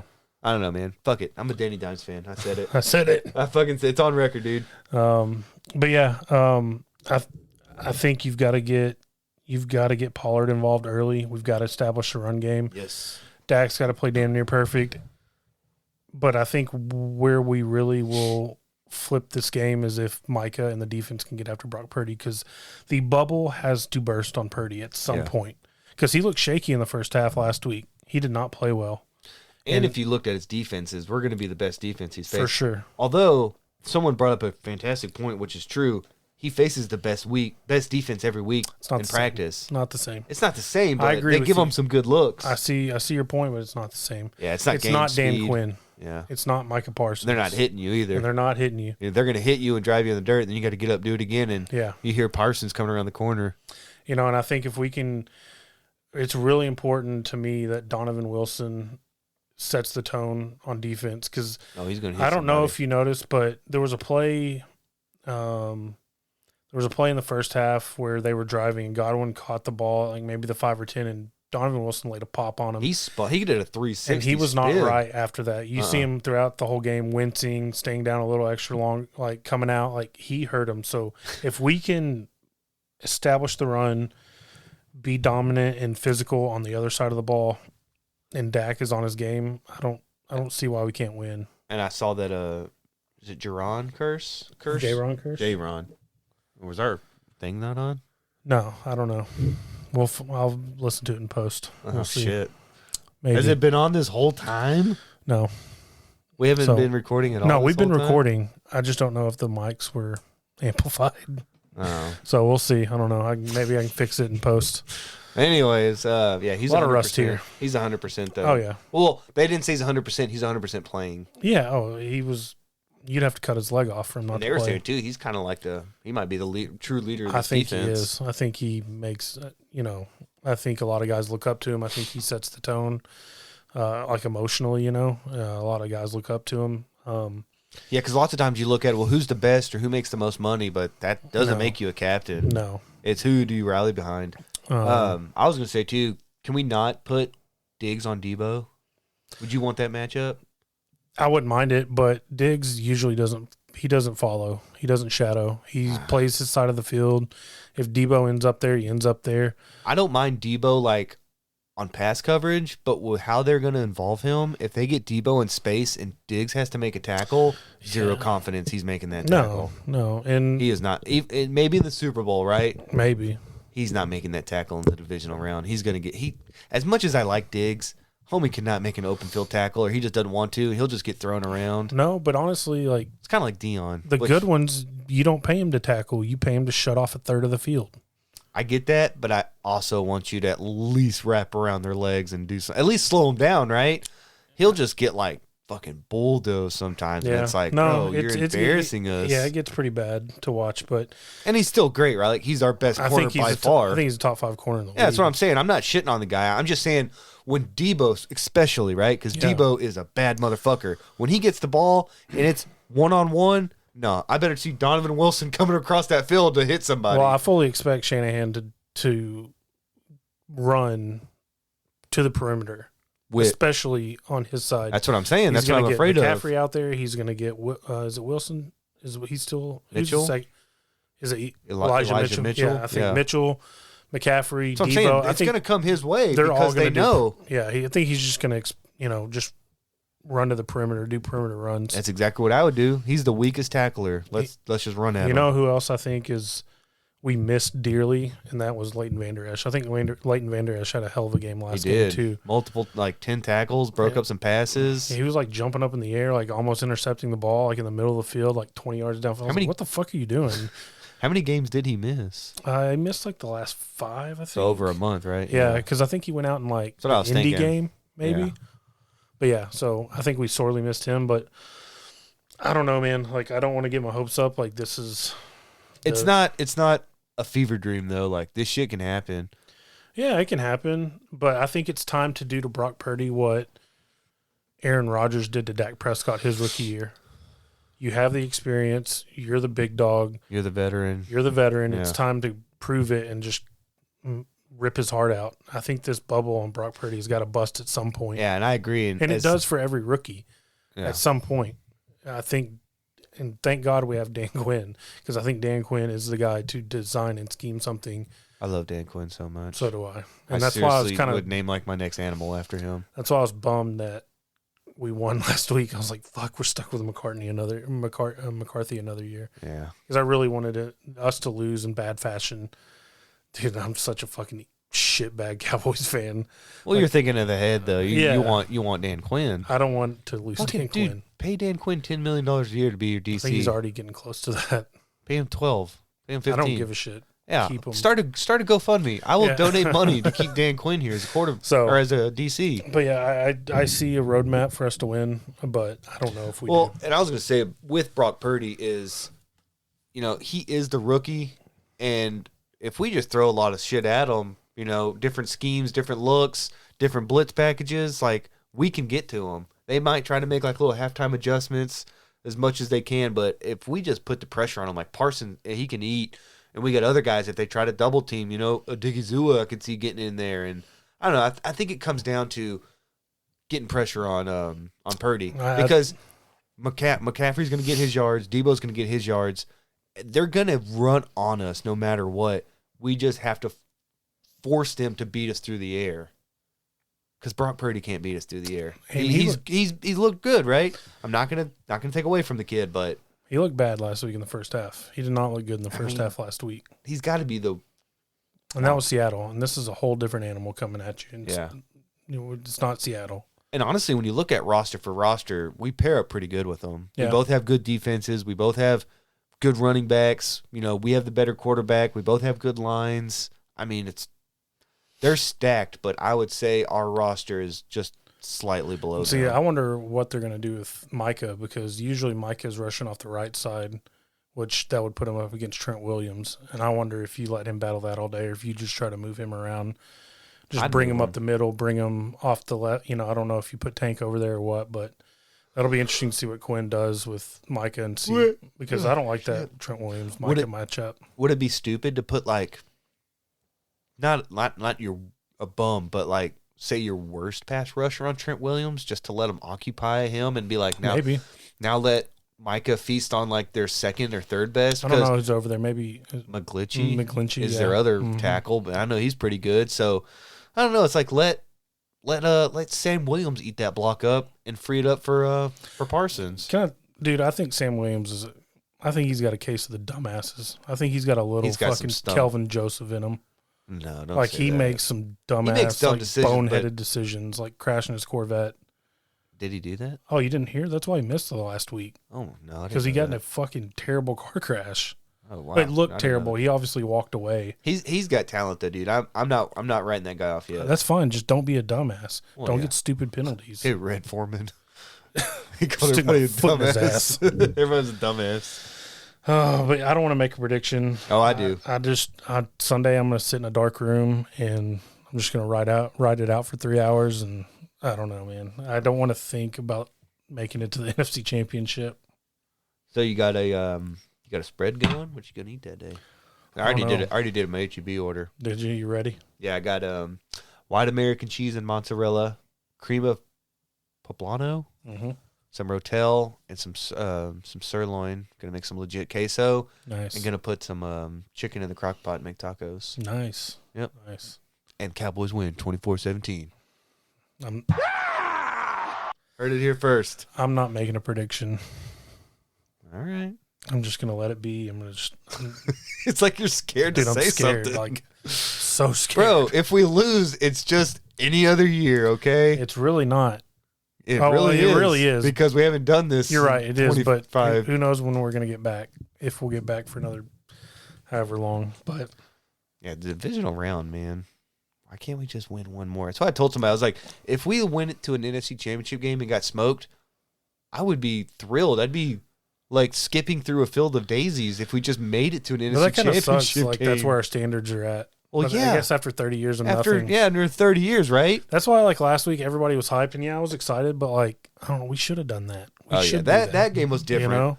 I fully expected us to beat Tampa Bay. Maybe the fashion in which we did it, yeah, that's impressive, but wild card win, oh, well. Yeah. I mean, because the score was put it in a different light than how – I mean, we beat the fuck out of them. Oh, yeah. It wasn't as close as the score showed. No. So for sure. Well, yeah, we'll see Sunday, 5:30. I'll be I don't know, man. You got the heebie-jeebies. You got the heebie-jeebies. All right, so let's move on to what are we watching and what are we listening to, and we'll get out of here. All right. You got yours up? Yeah, I'll do what I'm listening to first because I just got screenshots here. This first one's called Tradition of Violence. It's a podcast about the deputy gangs that operate within the L.A. County Sheriff's Department.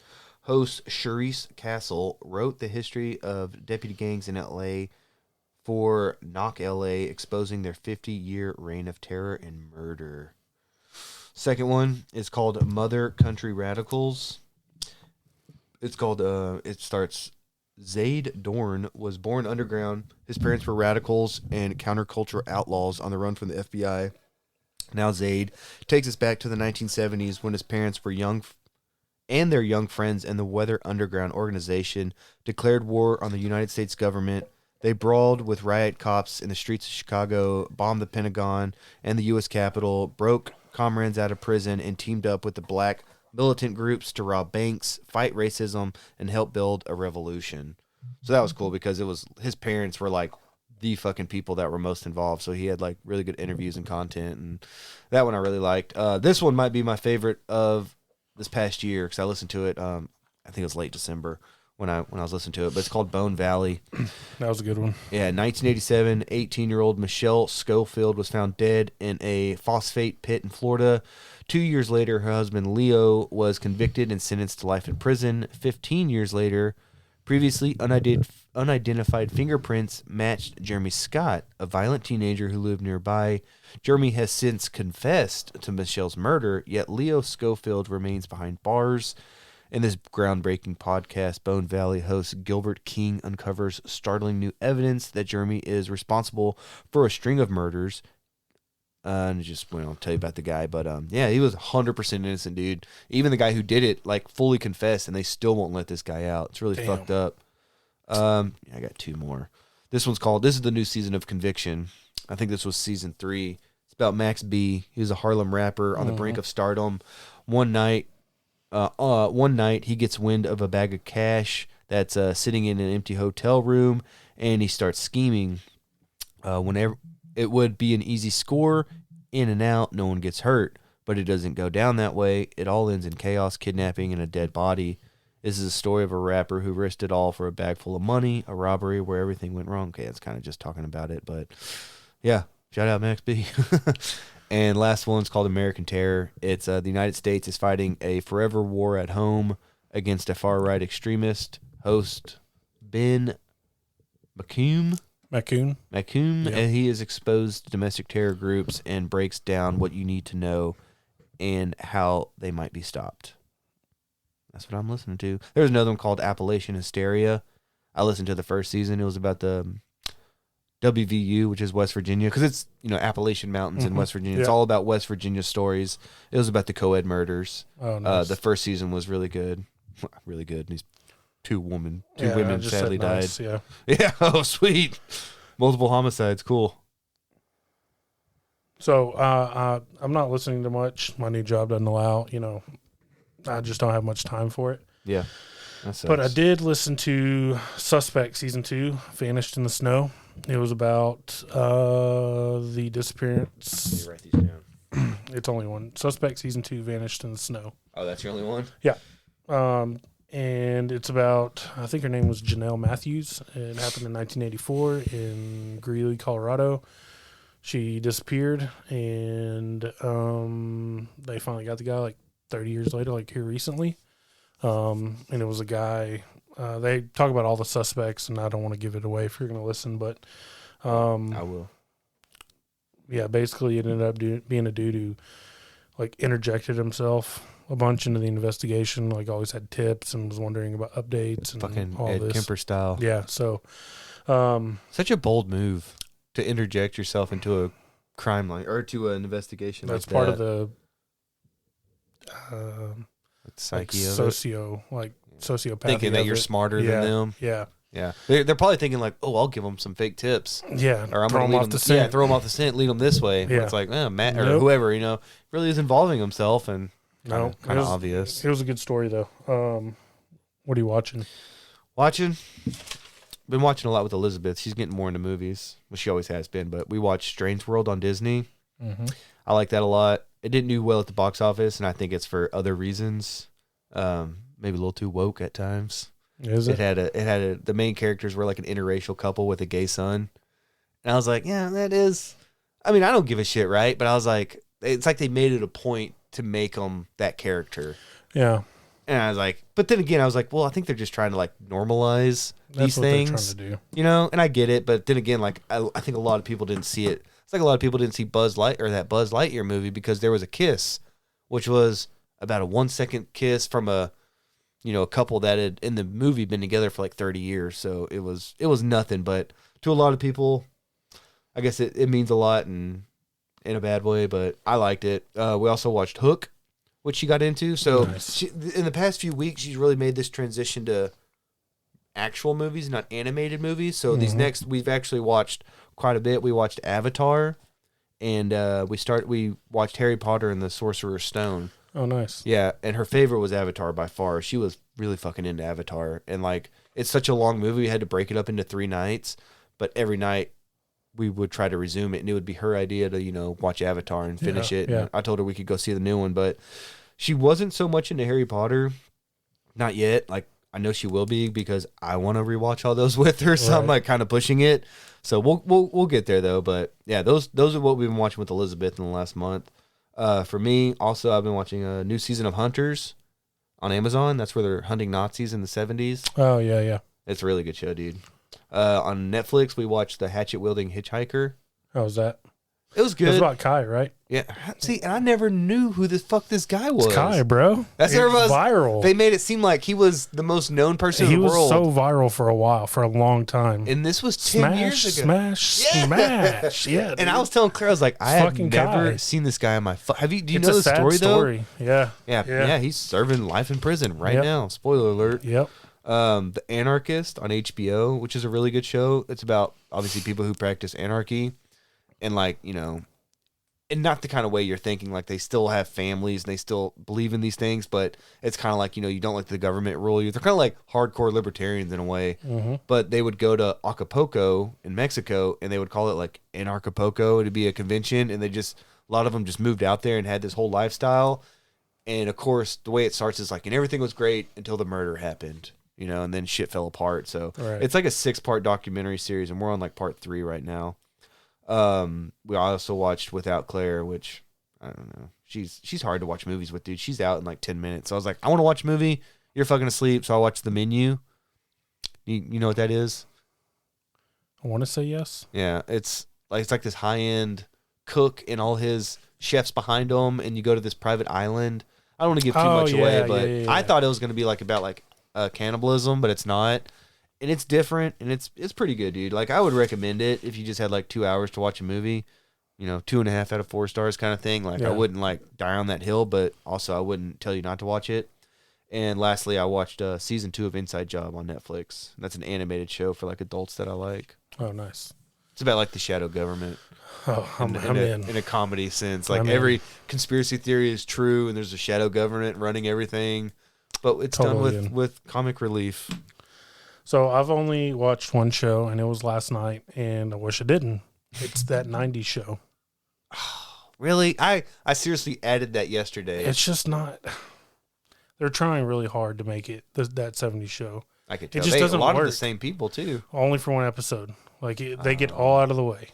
That sucks. Like, Eric and Donna show up in the first episode. Okay, first off, Donna fucking baby. Am I right? And Kitty hadn't aged.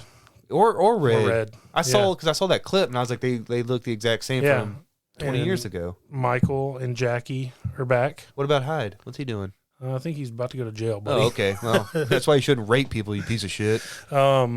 Fez shows up in like episode 2 or 3. Speaking of which, he has a questionable past too, and Lauren brought this up. I was no, not Fez. He's a he groomer. dated like Mandy Moore, and she was like 15, and he was like 19. Same with Demi Lovato. As soon as she turned 18, he was 29. He fucking groomed him. Yeah. He's a groomer. Yeah. Yep, straight up. So he was in there. But you can tell it's the kids now, the kids, like, it's Eric's daughter. Yeah. So, and Eric and Donna, right? They had a kid. Yeah. They got to get, okay, cool. Yeah. But they're modeling each kid after the old cast. Just so you have a identical. Kelso character. They shouldn't do that. That parallel. You have a Kelso character, and I'm not spoiling anything, but Kelso's son in the show is there. So he has a son that's in the group of kids, but he doesn't. Do you have a kid with Jackie? Mm-hmm. Oh, yeah. Nice. So you have a Kelso character. You have a Hyde character, which is played by a female.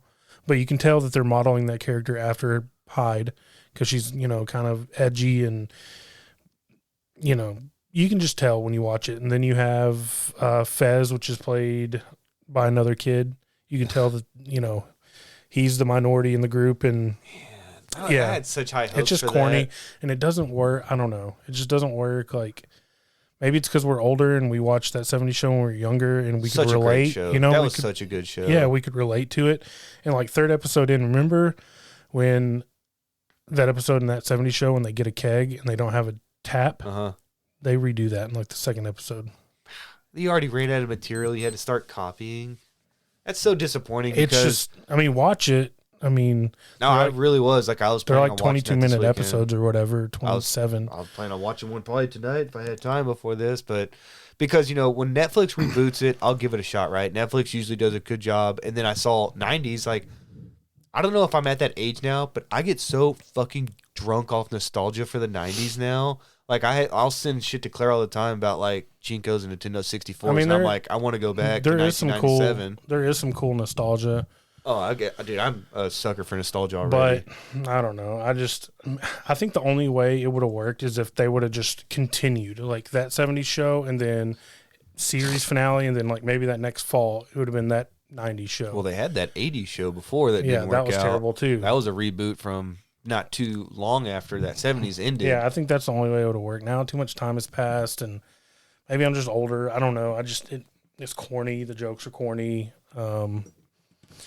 I don't know. Maybe it worked when we were younger because we could relate to trying to just smoke and avoid our parents and get beer.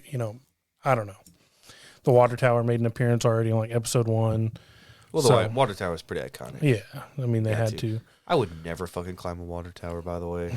Oh, really? You? Oh, it's hard to imagine. Oh yeah, I forgot. Yeah, I'm not a fan of heights. Yeah, I'm just saying, man. Never. Yeah, that's the only TV I've been watching. But I do like Jack Ryan season 3's out. Oh yeah, I need to finish that too. Jack Ryan's really good. So that's because John Krasinski's a stud. Total fucking babe, dude. Total stud. So I want to watch that. Have you started it though? No. Oh, okay. See, no. I need to finish it because I'm on like episode 3 or something or 4. Season 3. Season 3, yeah, the newest okay. season. Yeah, no, I haven't started yet. And then like I saw like a clip of. Did you ever see Sicario? Yeah. Yeah, I keep seeing clips of the second one with. It's a lot of the same cast. A lot of the same cast, yeah. So I don't know. Second one was good. I watched that in theaters with my mom because I got her to watch all those, and they're big Taylor Sheridan fans now because they watch Yellowstone. Well, he just filmed an episode here at the courthouse. No shit. Yeah. For 18. No. Sorry. It's a spin-off. It's not a spin-off. It's a story, and I forget the dude's name, but it's the first black U.S. Marshal. I forget the name. Talk, and I'll look it up. Thurgood Marshall, because he was the first Supreme Court justice. No, it was the first. That was a black man. The first, I think, U.S. Marshal or either Texas Ranger 1, and it's the story about him.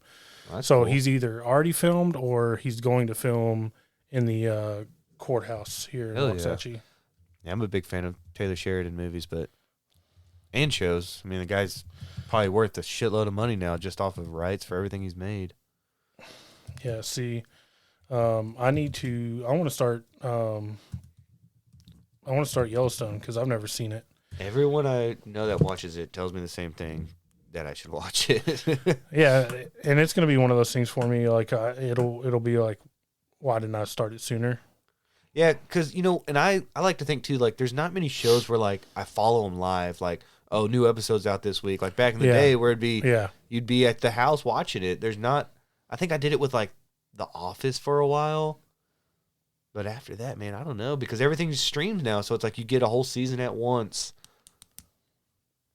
Sorry, I'm looking this up because it was actually cool. Oh, and I forgot. That reminds me of another show that we could have watched week to week, but what we did was we waited till it was done completely and burned through it. Was season 2 of The White Lotus. Big fan of both of those seasons. Yeah, see, I've heard that was really good. But see, I was like, I would rather wait until I can watch all of them at once because then we binge them.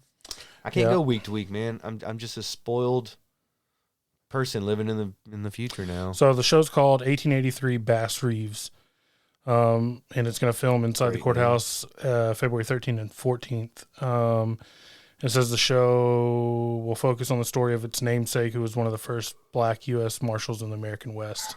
So that's going to be fucking good. Oh, yeah. So, yeah, they're filming, right down the street there. That's really fucking cool. So I drive by there every day for work. Yeah, I got a bunch of shows I got to watch. So, but yeah, the 90s show. Watch it, get the experience. Maybe you'll have. I'll probably check it out. Maybe I'm too harsh, but it just didn't. I didn't could work see you for being me. right. It's something like that. It's like some things just shouldn't be remade and like stirred up again. And I saw another clip, and can you confirm this or not? Are they making Back to the Future 4? I have no idea. Michael J. Fox, what is he going to do? Dude, in the clip I saw, he made an appearance. Now, I know people are good with like deep fakes and all that, but oh, it's amazing what deep fakes can do now. It looked really good. So don't get me wrong, that's one of my favorite trilogies of all time. So I'd be down to check out a new one. I can't type. Good radio. Yeah, what's the time marker at right now? We are at 2 hours. No, an hour 42. Oh, that's not bad. Yeah, just have some dead silence for a minute, man. Take it easy. Here, what's that thing called? Like ASR or whatever you make noises. ASMR. Yeah, here's my beer. How's that? Yeah, so I guess I got faked because it will never happen. But it looks so good. But anyway, so yeah, that's what I've been watching and listening to. So. You got anything else, or you want to roll out? Last thing I want to know is what's your prediction for tomorrow's game or Sunday's game? 27-20 49ers. Oh, what an asshole! All right, let's go. I'm doing with my head, man. I don't want to get excited. I don't want my hopes to get up. I don't want to get excited. This is like all I got, man. Other than my family, it's like I just root for local teams like Rangers, Mavericks, Stars, FC Dallas Cowboys. is coming up. We're starting late February. We need to get Alex to go to that game with us. Yeah, we need to get with him and see what kind of experience he wants. Oh, we're gonna have the real experience. We're gonna get a hotel. We're gonna go to bars, and we'll sleep in the Odyssey. Well, I'll dig out the schedule tonight, and I'll post in the group chat of 2 or 3 games that I think, because I want to go before May, because I'm not going in the heat. Yeah, it's just too hot. I'm fucking spoiled now. And then I'll try to pick out a couple good teams. Obviously, let's try to go to a Saturday night, right? Yeah. I mean, I could do Friday night. I'll just have to take the Saturday off. They're all Saturdays. Okay, I was going to say, I'm Sunday, Mondays are my off days now. No, they're all Saturdays, so no, we're good. But I'll pick out a couple good games that I think will be good games. We should have a good team. It should be competitive again. I mean, maybe we can put it together, and I just need Dan Hunt to spend some of that Chiefs money over here. They got it too, man. Oh, yeah, no, they do. It's like just spend a fraction of it, and we're good. Just a tax write-off. Well, hopefully we'll be back sooner next time. Yeah, we will. Dakota wants to come on after the Stars game. He was like, I can be able to talk some sports with y'all, and we were going to do like a musical Mount Rushmore of was it No Skip albums? Yeah, something like that. Yeah. We'll have to cater to him, so we'll do more musically inclined. But I know he's actually been wanting to be on for years now. So yep, we're gonna let the little shrimp on. Sounds good. Is that your button down there? What button? There, we'll restart it. Has that not been on this whole time either? That's it. I'm fired. No, it's good. I forgot to hit them too. So there may be some audio issues. I'll see if I can work any magic in post production. So, but man, it was fun, guys. Thanks for hanging in there with us. Hope you enjoy it. But for Matt and I'm Andrew, we're out.